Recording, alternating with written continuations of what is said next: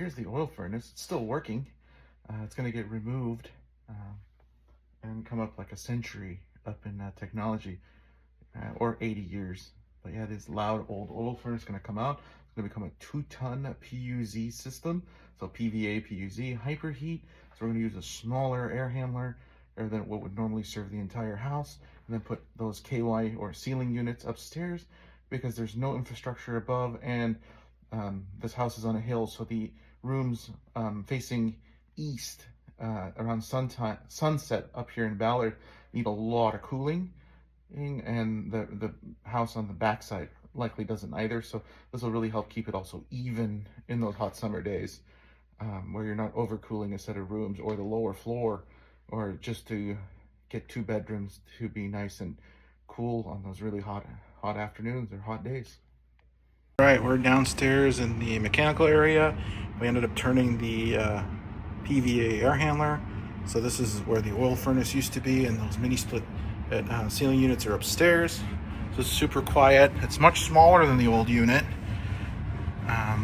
So it's going to use up several less inches sideways, and we were able to turn it around. So you got a lot more storage space here. You got better access to the drain clean out. So overall, great, and no more using oil. You're just on City Light Electric, so it's going to be a lot cheaper to run, and you don't have to get your oil tank filled periodically. So this is the Mitsubishi PVA. Mitsubishi ceiling units. These are the MLZ KY6s.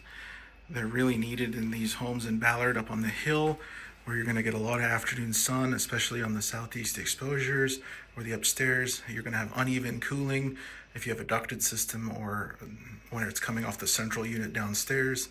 So we do recommend going this way if you want to avoid that.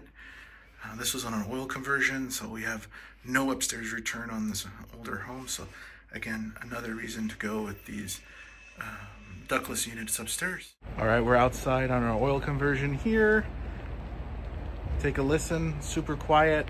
We have our 2-ton hyperheat PUZ here, and it is the only one that's working, more than likely because the downstairs, it will be relied more on in the winter time for heating, as it's heating the main floor or the lower floor, and it heats rising.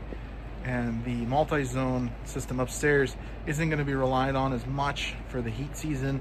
As we switch over to the cooling season, it's going to be cranking away, while this the unit here is going to be pretty much dormant. I don't think it's going to work that hard during the summer, given how little the cooling load it has. It's a massive heating load though, but that's good. It can kind of shift between as needed. And the sun here on this hill, that's the hill behind me, it's going to beat on the 2 rooms upstairs on the southeast exposure like crazy. So we're going to have a great even spread.